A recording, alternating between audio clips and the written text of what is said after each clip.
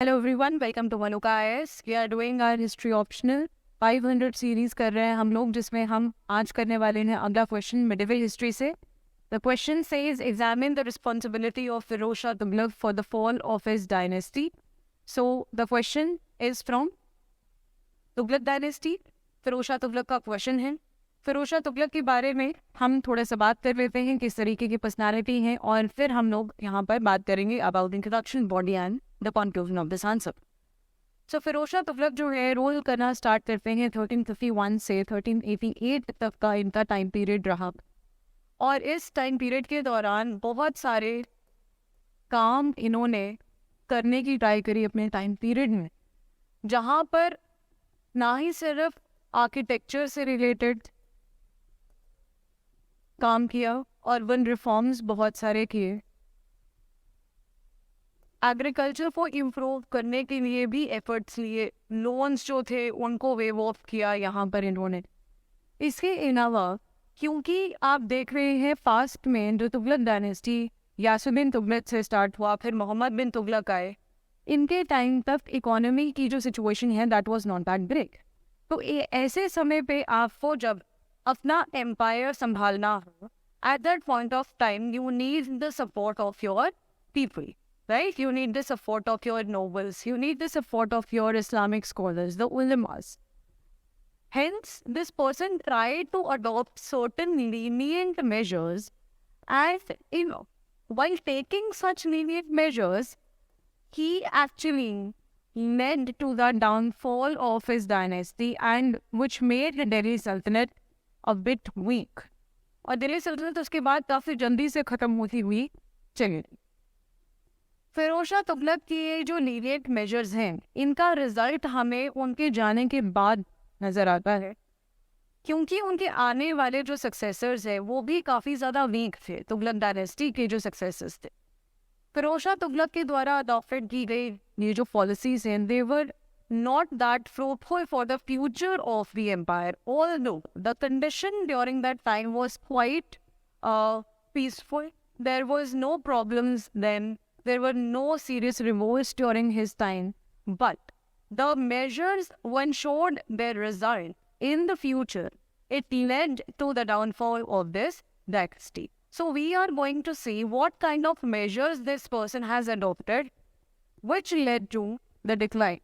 Okay, so introduction के अंदर you can just write about this, that इनका time period क्या रहा है, and this person although adopted very great measures in order to give relief to his people, to relief to his nobility, in order to win the confidence of his administration, his administrative officers and the Islamic scholars, but the measures proved to be wrong, or measure proved to be too lenient, which resulted in the downfall of this dynasty. Now we will move towards the body, and we are going to see कि क्या क्या ऐसी चीज़ें इन्होंने की जिसकी वजह से ये हुआ। तो पहला रीज़न है पावर स्ट्रगल। तो फिरोज शाह तुगलक जब जिंदा थे उस वक्त ये डिसाइड नहीं कर पाए कि इनके कौन से बेटे इनके आने वाले राजा बनेंगे, तुगलक डायनेस्टी के राजा बनेंगे, जिसकी वजह से ही died before deciding the next king, the crown Prince.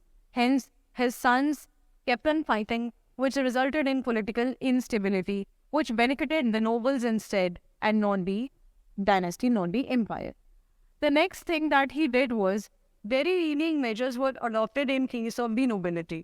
What he did was he made to a note of decentralization, and power was quite distributed amongst the subordinates. Natural level पे जो officers हैं राजा के नीचे, उनको काफ़ी ज़्यादा हद तक पावर्स यहाँ पर दे दी गई थी। जैसे कि नोबिलिटी जो है उसे हेरिडिटरी बना दिया गया था, जिसकी वजह से यहाँ पर कुछ ऐसे इनकॉम्पिटेंट नोबल्स भी अपॉइंट हो जाएंगे, which led to the decline.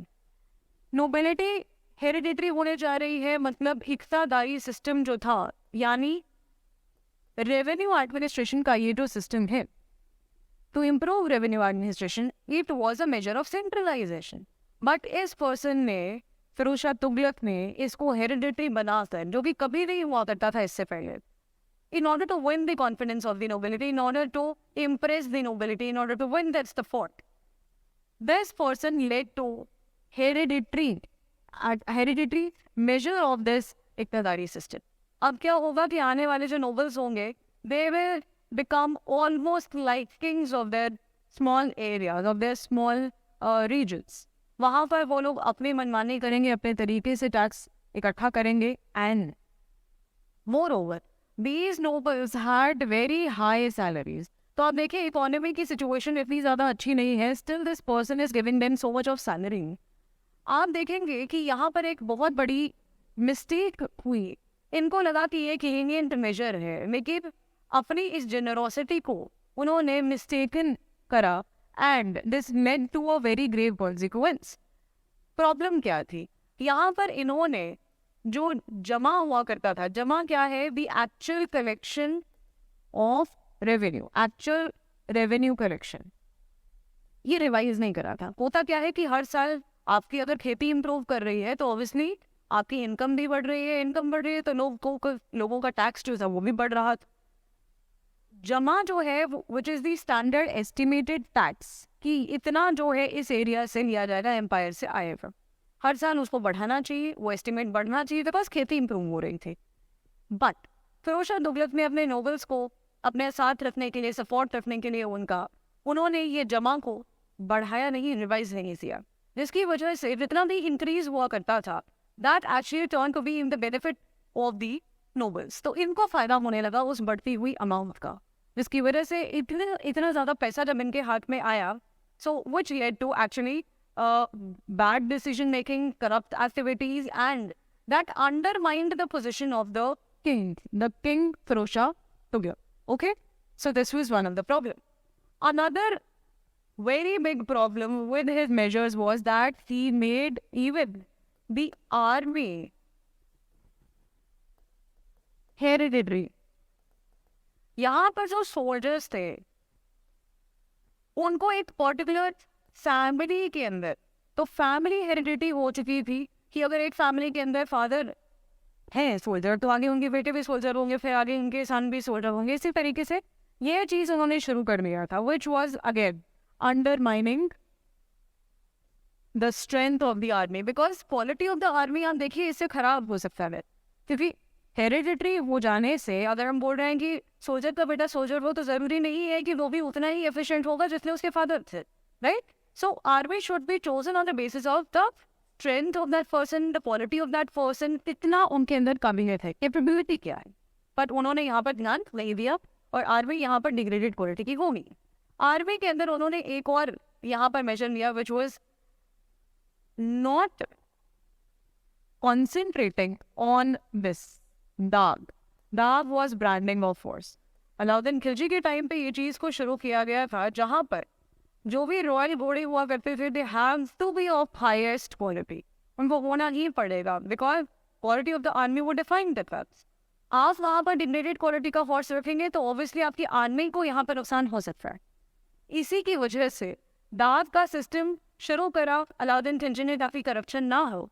लेकिन यहाँ पर फिरोज शाह तुगलक ने इस सिस्टम के ऊपर ध्यान देना बंद कर दिया, जिसकी वजह से आर्मी के अंदर डिग्रेडेड क्वालिटी के फोर्सेस एडमिट होने लगे थे, which obviously resulted in the degraded quality of the army.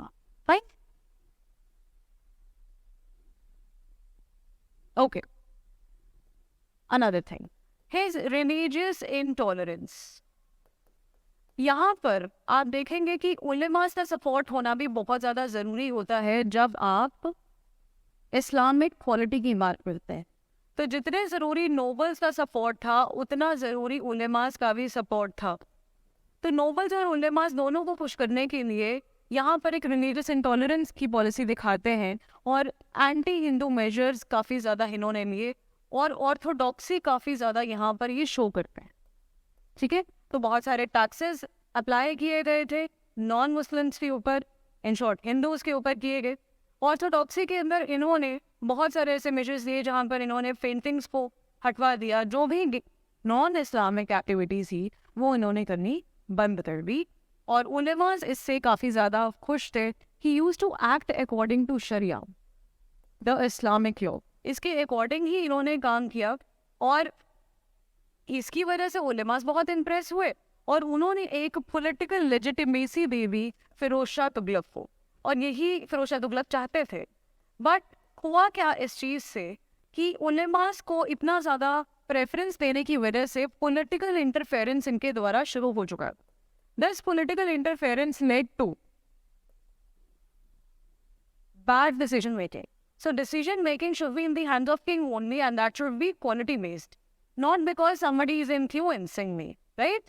तो उलेमास का यहाँ पे कोई पॉलिटिकल एक्सपीरियंस है नहीं है, फिर भी वो लोग इंटरफेयर यहाँ पर कर रहे थे। तो राजा की अपनी जो पावर है उसको, उसके ऊपर एक यहाँ पर कमी आ जाएगी, ठीक है।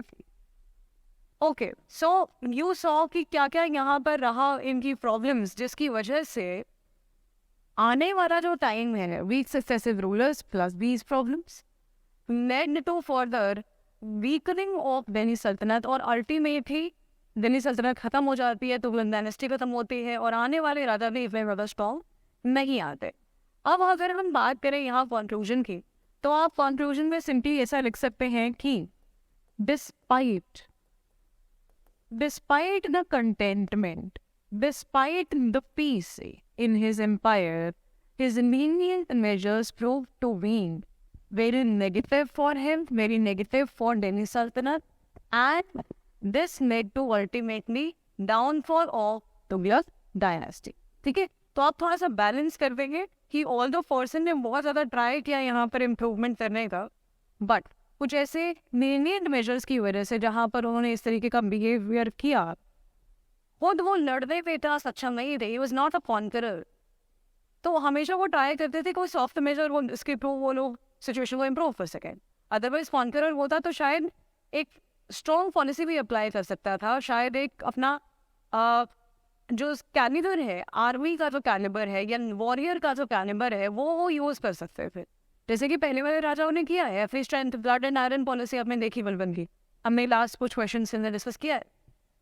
तो इनमें वो चीज़ वो क्वालिटी नहीं थी, जिसकी वजह से भी शायद इन्होंने इस वजह से ये इनवीनियंट मेजर्स को अडॉप्ट किया, ठीक है। तो ये मेंशन करने के बाद आप आंसर को करेंगे फिनिश, एंड मॉडल आंसर आपके सामने मैं दिखा देती हूँ। This is the introduction, body के अंदर सारे मेजर्स को आपने एक्सप्लेन करना है, फाइनल कंक्लूजन फ्यू वर्ड्स में लिखकर, और आंसर आप करेंगे खत्म, right? Okay, the answer is available on our Telegram channel, so please आप वहाँ पे जाके इसको एक्सेस कीजिए। That is all from my side, I will see you in the next session with another question. Till then take care and have a great day.